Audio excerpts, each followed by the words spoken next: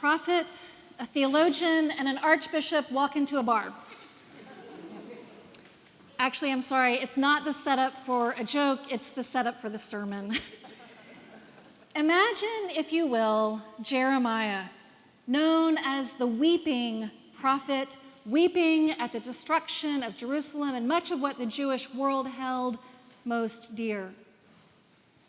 And imagine Howard Thurman, a brilliant African-American philosopher, some say mystic, and civil rights leader of the 20th century. And then Rowan Williams, former Archbishop of Canterbury in this century, Welshman, prolific writer, poet. Imagine listening in on a conversation among these figures, wrestling with the question, is there no balm in Gilead? It's Jeremiah's question, and it cries out from its place in Scripture because his times demand it. Joy is gone. He is heartbroken. The people are demoralized. Their leaders are corrupt. There is a pervasive sense of spiritual bankruptcy. And the question also lands into a scripture rife with other hard, honest, searching questions. Am I my brother's keeper? Who do you say that I am? Whom shall I send? Who is my neighbor? Is there no balm in Gilead?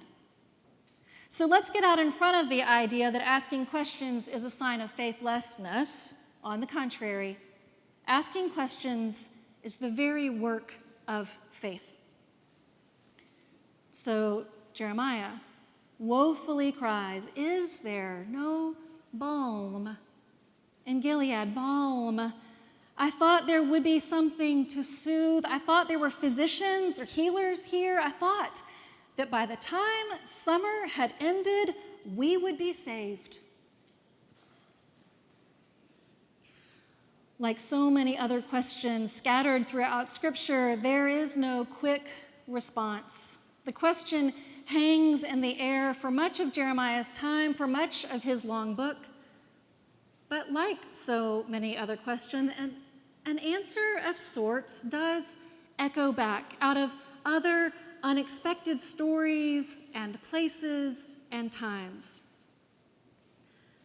Something like 25 centuries roll by between Jeremiah's wailing cry and the 19th century spiritual, there is a balm in Gilead.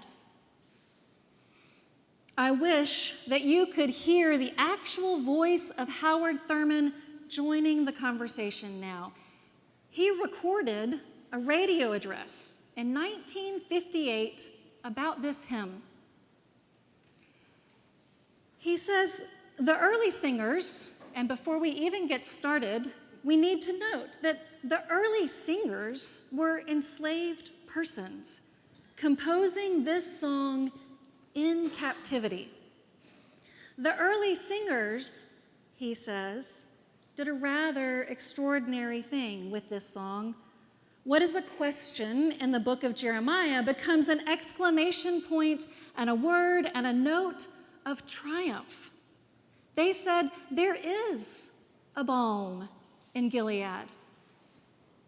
Thurman goes on, this is a very interesting and significant interpretation of the meaning of optimism in a world in which the relentless pressures of life by which those individuals were indeed surrounded would indicate that pessimism is the only rational answer to the human predicament. It's interesting to him that the singers chose optimism when pessimism seems the only rational answer given the world that surrounded them. Interesting indeed.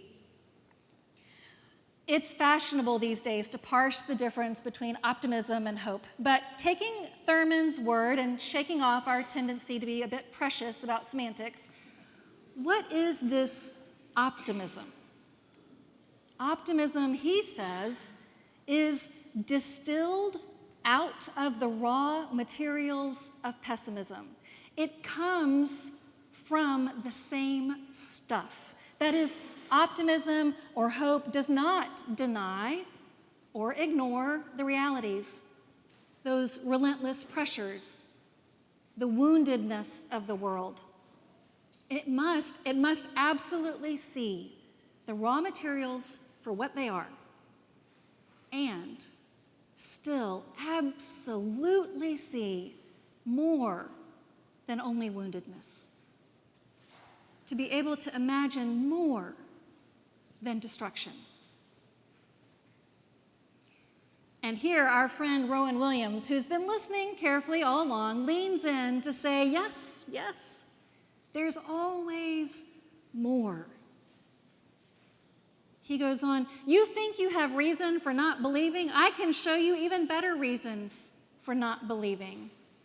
The Archbishop continues, I'm not going to pretend it's simpler than it is. I'm not going to pretend to give you an answer. I'm going to give you the fact that love is possible in the middle of all this. The moment of reconciliation, of love, of forgiveness, of acceptance is also as real as all the nightmares. So, as I continue to take liberties with these gentlemen and with the time-space continuum, Thurman nods. Yes, exactly. There's always more. We either believe he thought that life is fixed, is finished, is completed, is unyielding, or that life is unfinished, life is dynamic, life is growing, life is open-end. And here he kind of gets on a roll. So keep listening. Now, if a man's position is that life is fixed and finished, then deep within himself he is sure that in the last analysis there isn't anything that any man can do about anything. Life is ready-made. It is frozen. He is the prisoner of the event, the prisoner of the circumstance. Now this robs life of all its alternatives and options.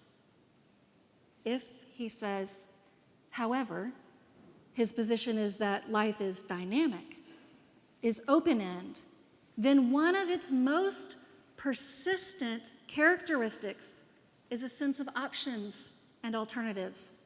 This means that whatever may confront a man at any particular moment, whatever may be his predicament, he always has a sense of alternative so that he can bring to bear upon the gritty facts of his experience a live option which may alter the circumstance, which may give him a sense of meaning and significance that spills over, goes beyond the event by which he may be temporarily caught. There is, he said, always available to the individual some additional resource, some additional insight, some additional strength that goes beyond whatever he may be experiencing at a particular moment. Is this not the very stuff of faith? Believing in what we cannot quite glimpse, that there is something beyond the present predicament, something more, that amid the gritty facts of our experience, we believe in an alternative way, in possibility.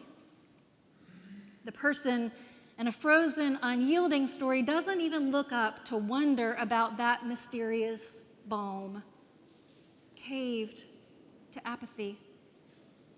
In a dynamic, faithful life, we hold on to the possibility of more.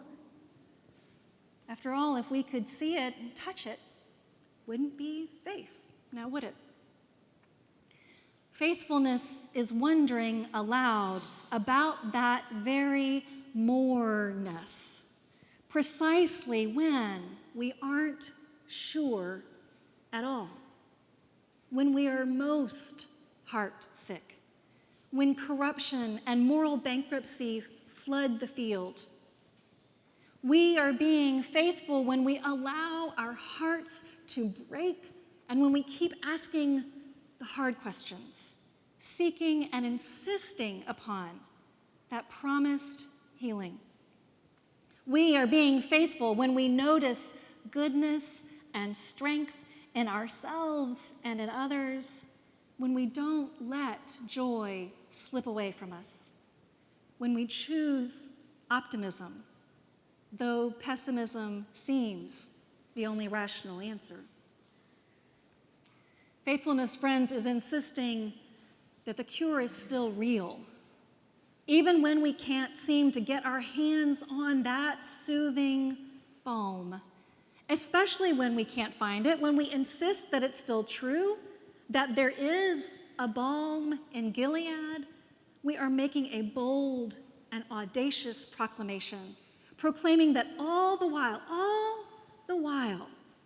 there is still beauty and kindness, that repair is just as real as destruction. Some days, the most faithful, simplest, hardest action we can take is to take a good look around, a hard look at our world, not denying all that confronts us, the predicaments and circumstances, and declare in the face of it that reconciliation and love are also real. The faithful, simple, hard thing we must do is to keep looking for healing, believing against the relentless pressures that there are alternatives, reasons even still for optimism and hope that yes, there is a balm in Gilead.